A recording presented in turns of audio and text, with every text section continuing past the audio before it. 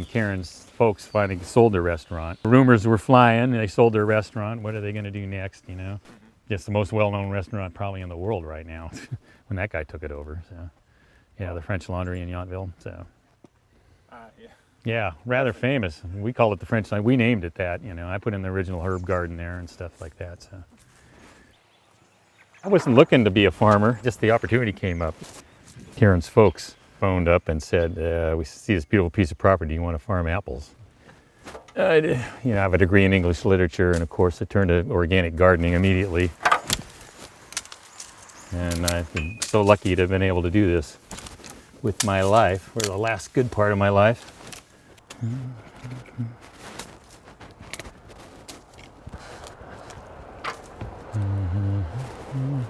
What I like about it? I don't know, the great joy, I'm just being out here, outside all the time. This part right now. And I like being alone too. And the trees have gotten smaller, so I can take care of trees this size myself. Not all of them, I got hundreds, but I take care of as many as I can.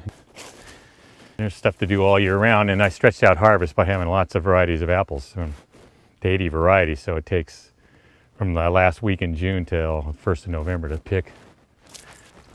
This tree is 101 right here behind us.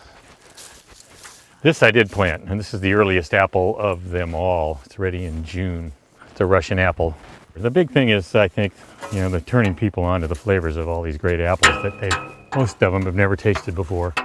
That's the big joy. Yeah, you mentioned Red Delicious, and that's always makes me think, well, that's all I knew growing up. Red Delicious? Yeah. I had about 300 when we got here. I just ripped most of them out, grafted them over to other varieties. I can't stand that apple. Poor excuse for apple.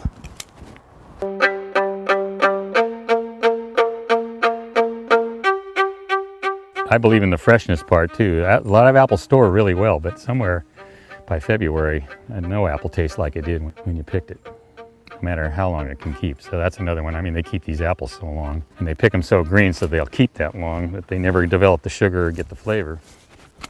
They tried to talk me into doing that one year. Let's put it away in controlled atmosphere and come out after the market in February. I said, you buy it and you put it in there and we'll see what happens. No, you put it in and I'll buy it later. And I go, no thanks. Here we go, watch out. Make a cut, it falls, we hope. Learning about the market took about 15 years. We had years where we lost up to $70,000. Yeah, we thought we were having just fun growing apples, and we dreamed we'd at least break even. Oh man. You know, a small guy, there was no room for a small guy until we went organic. Then there was some room, but still the organic movement was in its infancy when we started to do that. I couldn't sell all my apples because organic, Really? The market wasn't even there in 1984. You know, it wasn't there.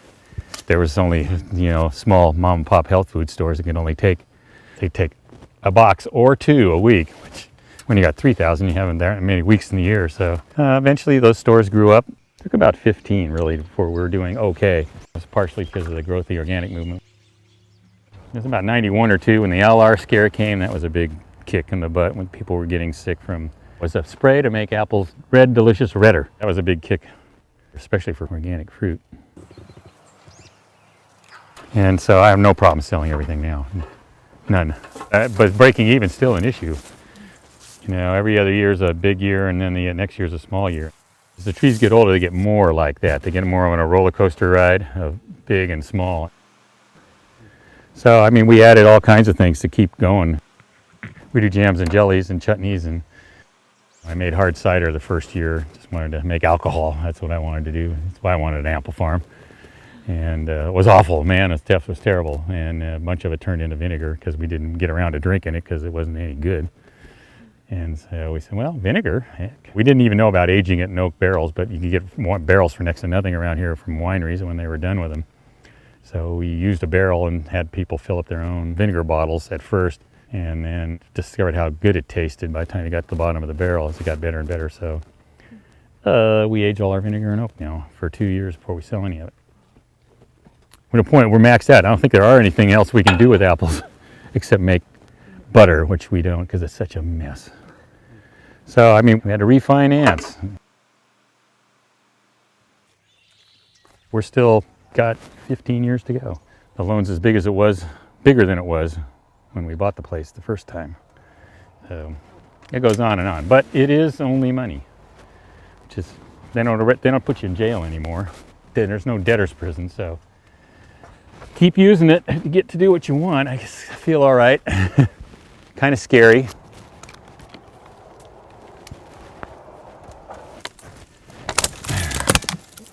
Light and air, the most important thing,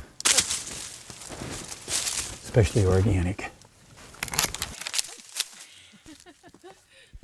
We're heading backwards too. My daughter's got draft horses, so they plowed this. The horses plowed this little thing here. So it's just starting to learn to pull the equipment, so that's exciting.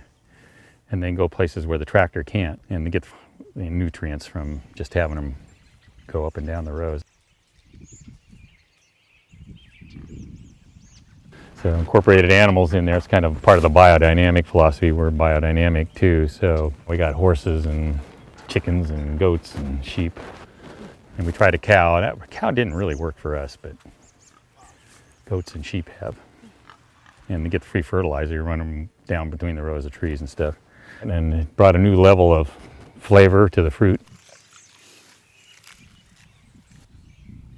And sort of peacefulness to the farm, of sorts.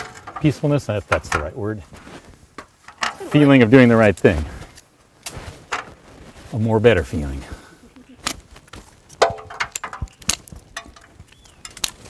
People do know or they've heard of biodynamics 10 years ago. What? What are you up to now? You know, you guys are crazy. What crazy thing you doing now? You went organic and now you're doing what? Basically, close the system up on your farm. Don't bring anything in from the outside, so you can get all your own, like make your compost and put it back in your garden beds. And maximum health. Make a whole holistic ranch.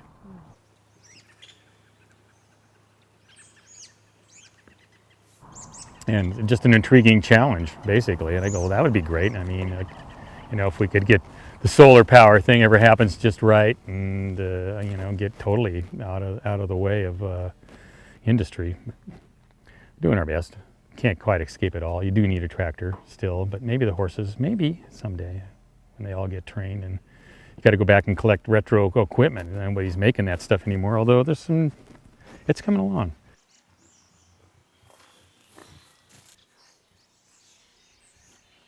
So a lot of creative thinking going on with how reusing these preparations.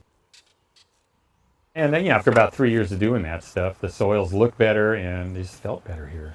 And a new layer of good flavor came to the apples. I'd swear to that.